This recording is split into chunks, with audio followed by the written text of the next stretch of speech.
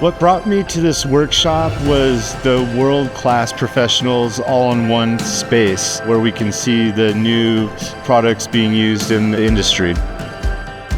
What I find most valuable about this workshop is the collective brain power with all the professionals from around the world with the leading companies of the whole industry. What brought me here was obviously the official invite from Comp One, and a lot of industry leaders were coming here. It's a good opportunity to network and see everybody in one spot.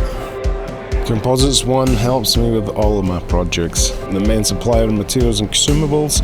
Yeah, all our active projects are currently supplied by Comp One. One of the things that stuck out to me, some of the amazing advancements on blade recycling.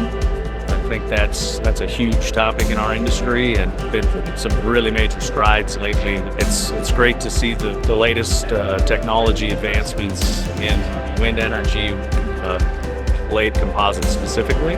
I think this is material focused, and no other shows that I go to are that specific on things like the latest bagging materials and the latest coatings and advancements that help us in our industry.